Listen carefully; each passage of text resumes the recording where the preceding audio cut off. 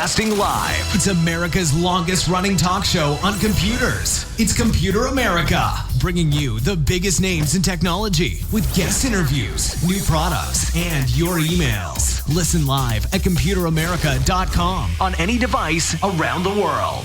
Email the show at live@computeramerica.com or find us on social media.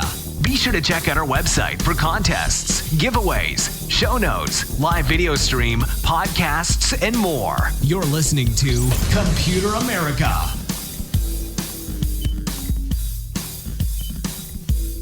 Hello and welcome everyone into the Computer America Show. We are the nation's longest running, nationally syndicated radio talk show on computers and technology. And everyone, how you doing? I hope that you're doing well and you are ready for some more Computer America. Because joining us on the show today, you may have guessed, Ralph Bond. He joins us every single Friday as our science and tech trends correspondent, and we talk about some amazing stories that, with the news being what the news is, it doesn't always get the what we feel is the appropriate highlights, and Ralph is here to appropriately highlight them.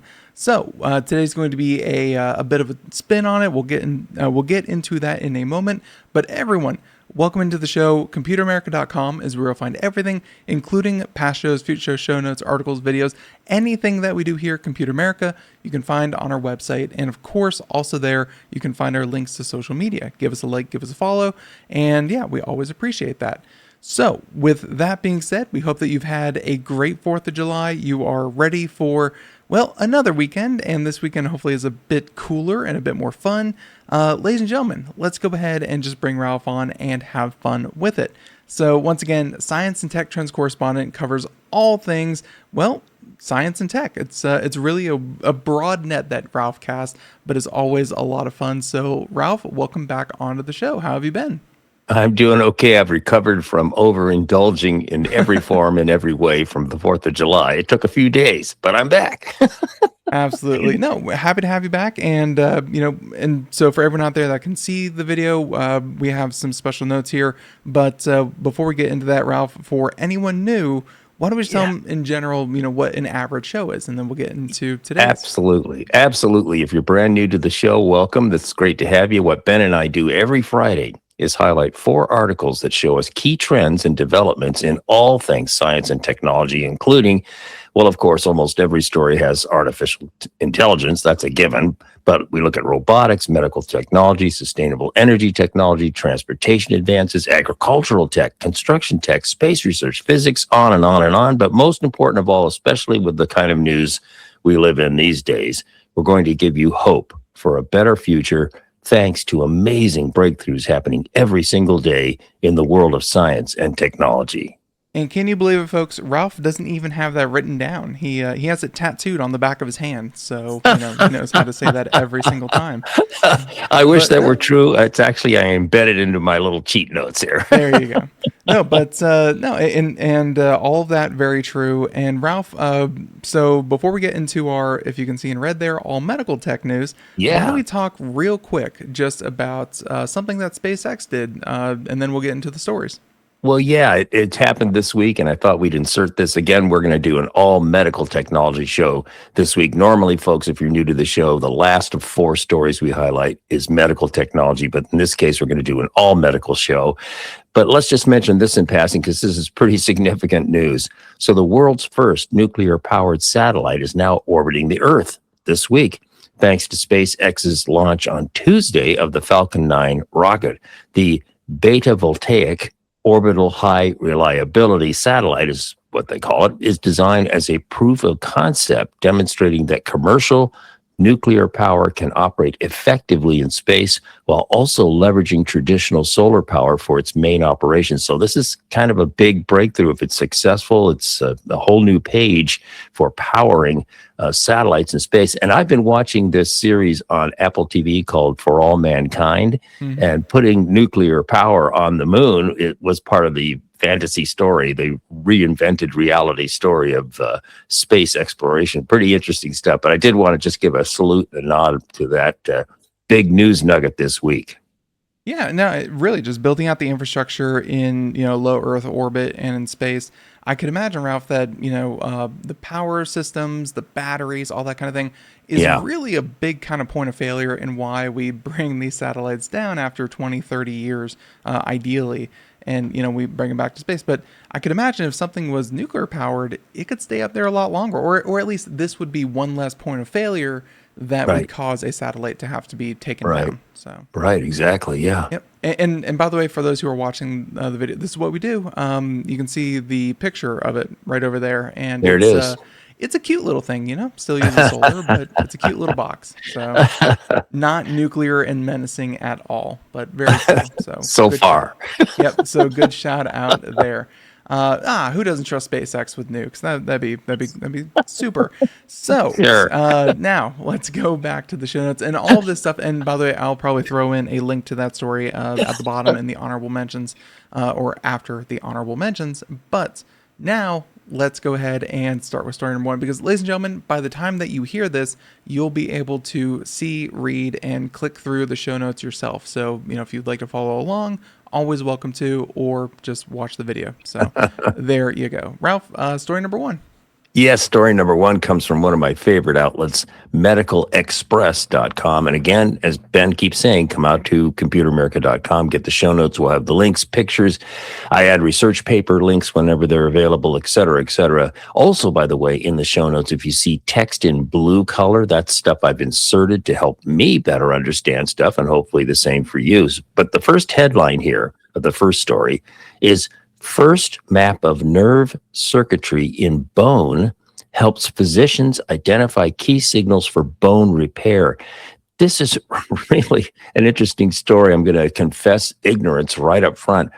I knew that when you break a bone, believe me, I broke a bone in my finger walking the dog, saw a squirrel, ripped my hand out of the leash and broke my finger in two places. That was lovely. And it hurt a lot. Everybody who's had a broken bone knows it hurt. The nerves in the bone did the job of telling my brain, something's wrong. Here's a pain signal.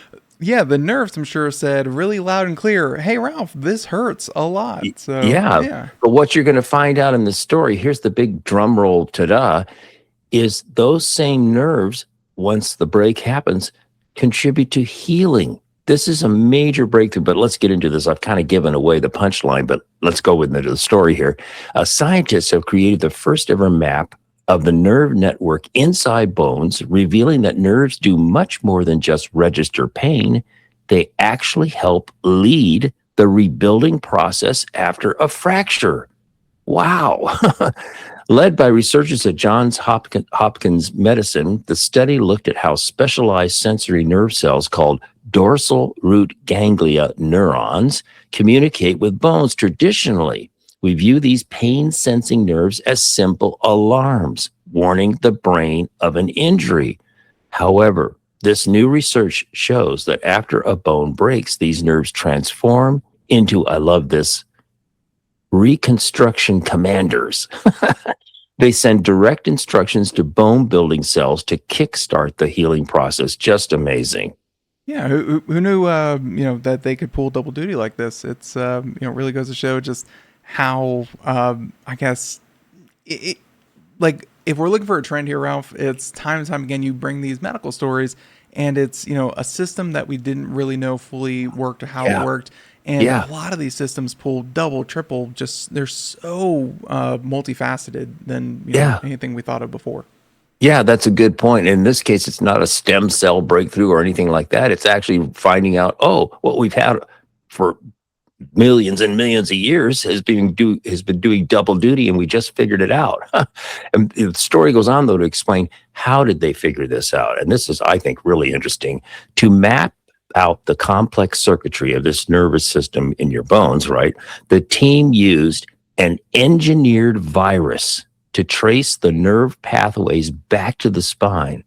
And I love this analogy the author put into this article, similar to tracing an electrical wire through a wall to find the breaker box. Get that picture in your mind, because that's a great layperson way of understanding what they were doing. So going on, they combined this with gene sequencing, so engineered virus plus gene sequencing, to see exactly which proteins individual nerve cells produce before and after an injury. And in the show notes, you'll see a blue section. I am going to read this. Researchers altered a harmless or disabled virus so it could travel along nerve cells and act like a tiny biological tracking device.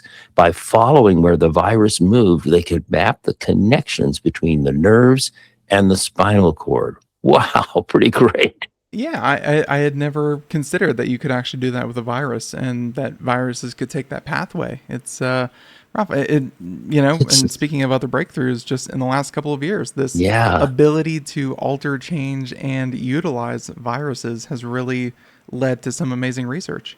Yeah, harmless viruses, okay, because they engineered them to be inert, right? But using them for purposes, in this case, of tracking the path.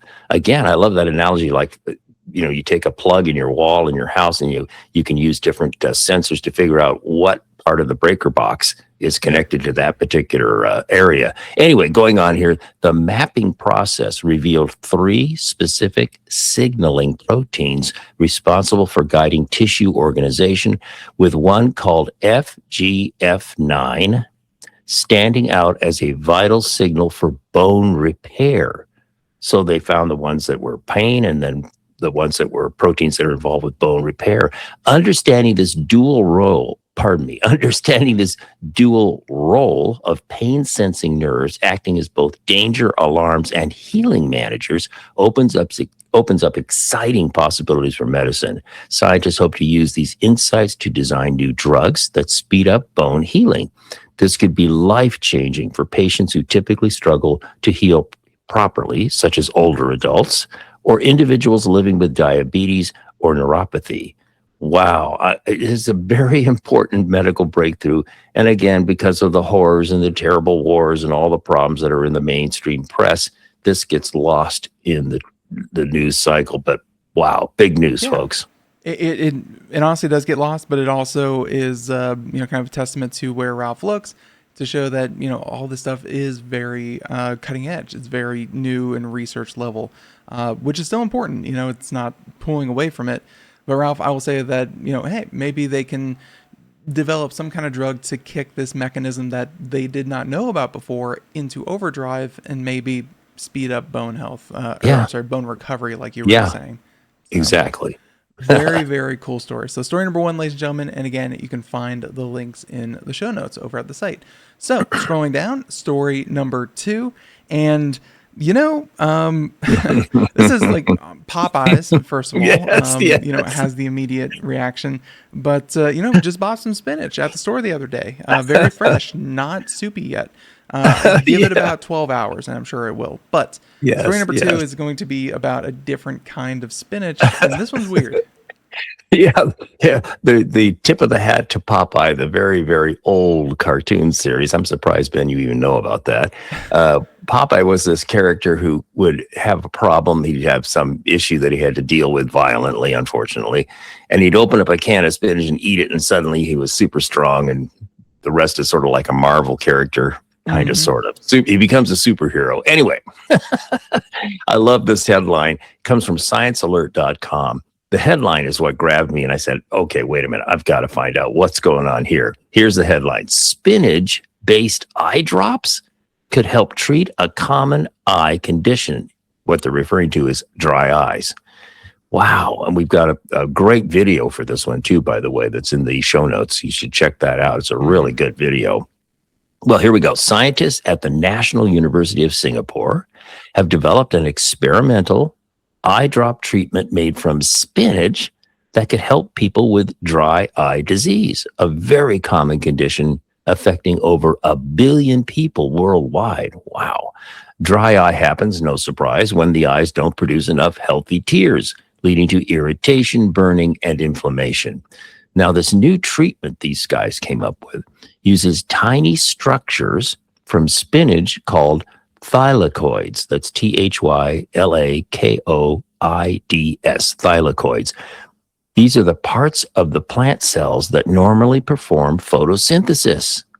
Wow. Okay. Researchers packaged these into microscopic particles and placed them into eye drops, creating what they call LEAF, an acronym, LEAF, which stands for Light Reaction Enriched Thylakoid NADPH-Foundry.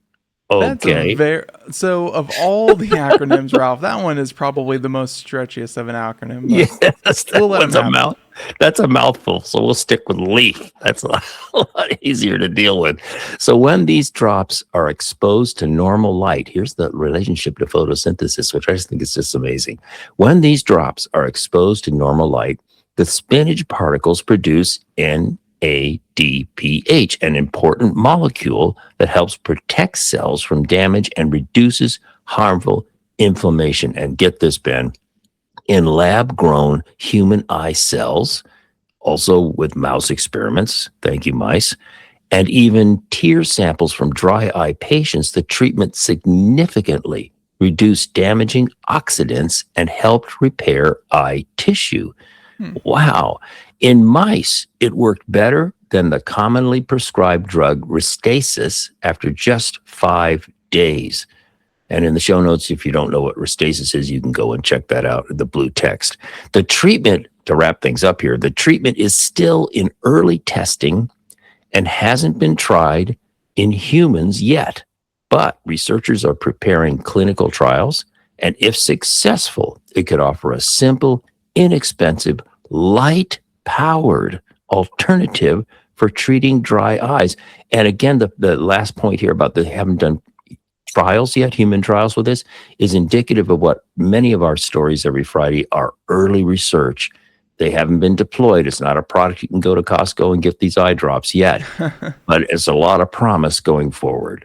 Yeah, for sure. And yeah, we played the video while we were doing the article. Yeah. Very, very cool, very strange. I know. We've seen a lot of inspiration from nature, but not so much from spinach. We know it's good for you, but I didn't know in this way.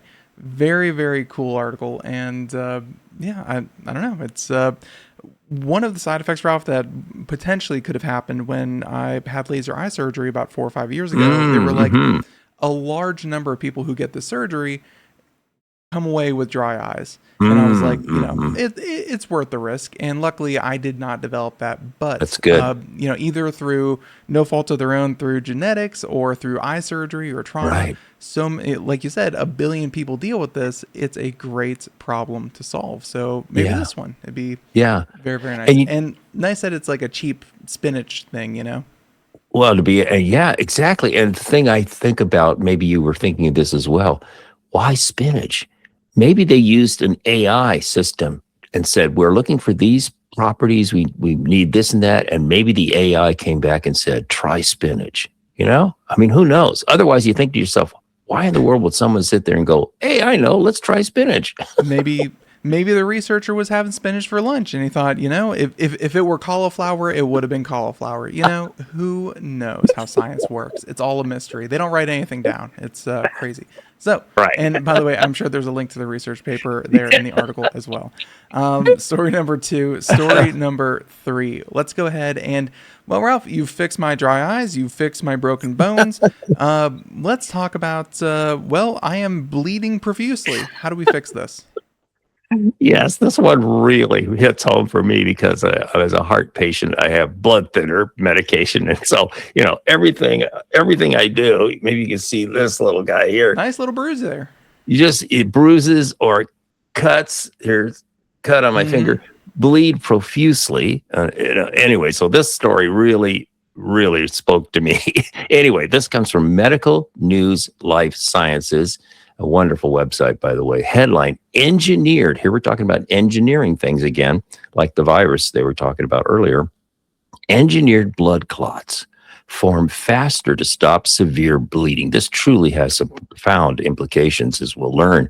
And again, in the show notes, we do have a link to the research paper as well as the article in question. So let's get into this. Researchers at the University of Colorado in Boulder and McGill University have helped develop a new kind of engineered blood clot that could stop life-threatening bleeding much faster than the body's natural clotting process.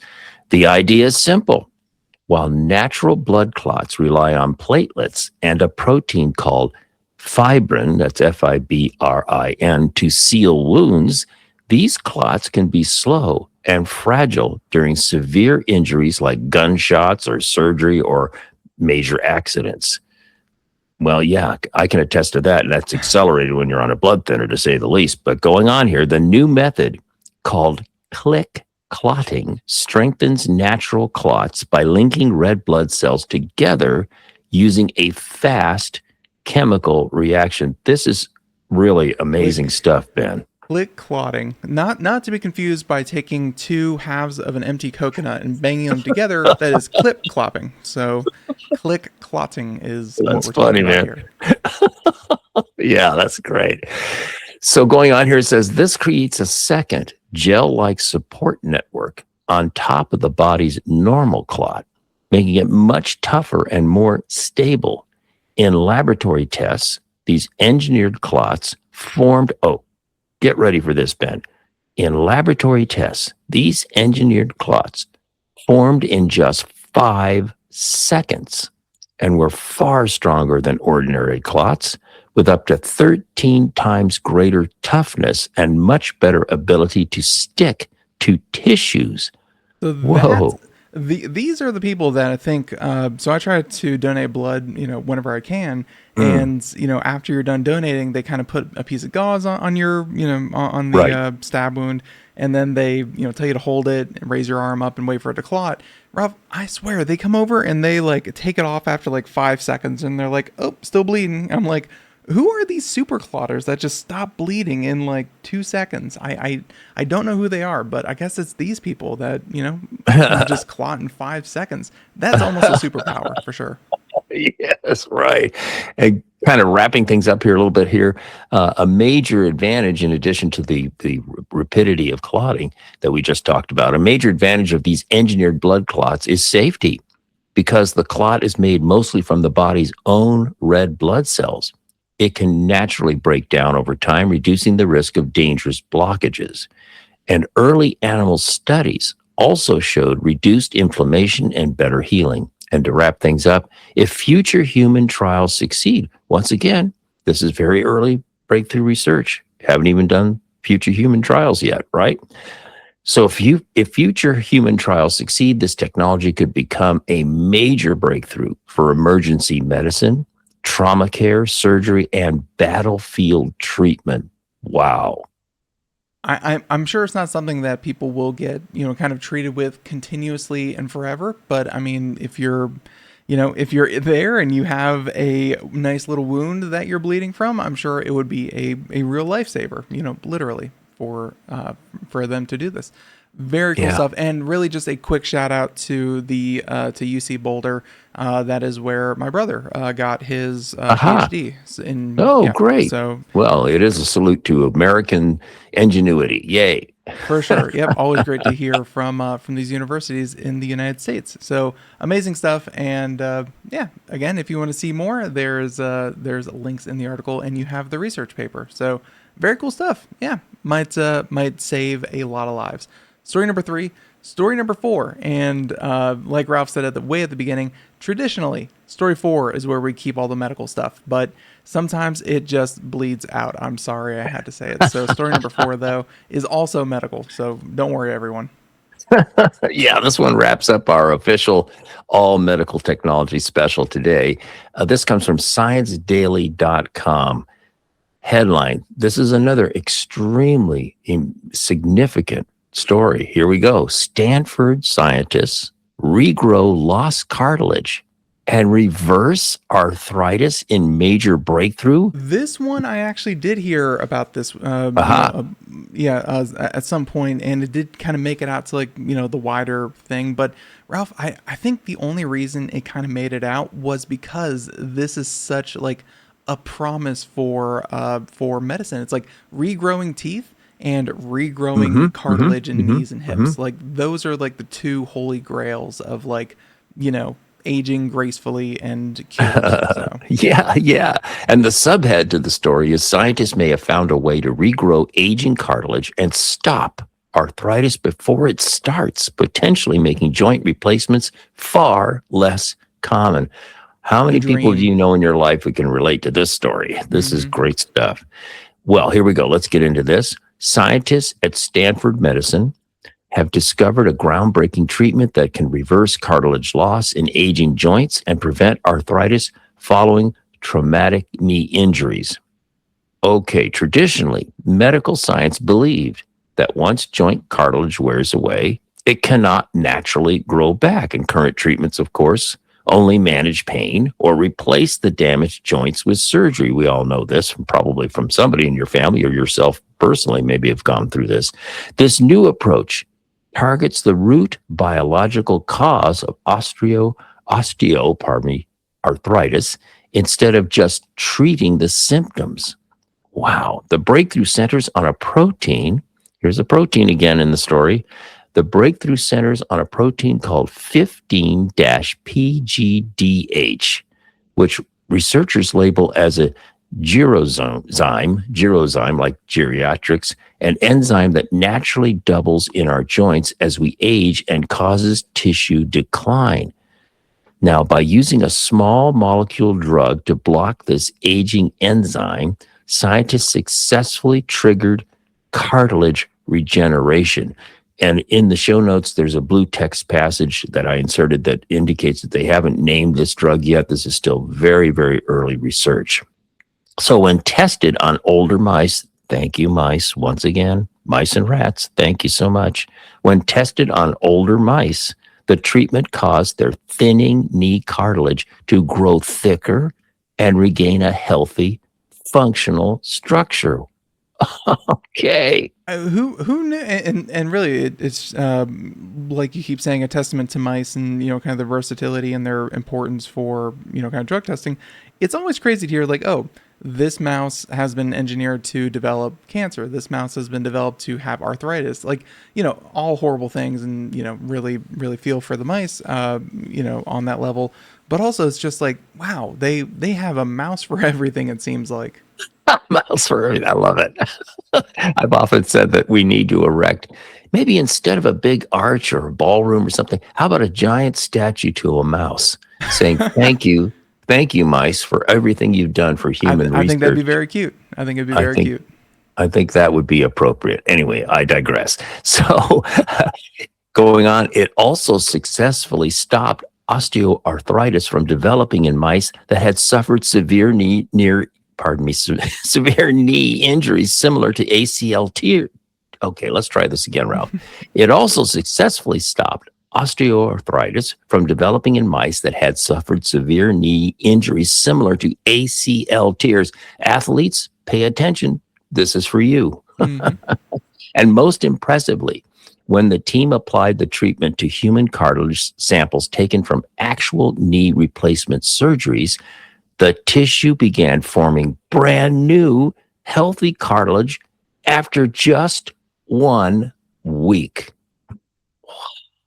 Yeah, and that's obviously in a lab setting, not inside the human body. But Ralph, I think there are like sometimes you have clinical trials where you're curing a rare disease, you're doing this, the outcomes are potentially worse. Yeah. I don't think there's going to be any shortage of people who are going to raise their hands and volunteer when human trials start for this to potentially regrow their cartilage within weeks. Oh, that is gosh. insane. I know. And again, I stress professional athletes. Wow. How important would this be? I mean, just how many times do you hear about some famous athlete having to give up their career because of an ACL situation? Yeah. Anyway, going on here. Interestingly, this is really cool, I think. Interestingly, this healing process does not rely on stem cells. Instead, the drug reprograms existing cartilage cells, shifting them away from inflammation and putting them into a youthful, active repair state. Wow. While human trials specifically for joint repair are still being planned, an oral version of this same drug is already safety testing in human clinical trials for age-related muscle weakness, bringing a future non-surgical cure for arthritis much closer to reality. If this doesn't leave you feeling hopeful, folks, then we have not succeeded, but I think it does. Yeah, no, and really just not just managing the symptoms, but actually curing the underlying issue of cartilage degeneration. Huge news. And really, thank you, Ralph, for bringing that up.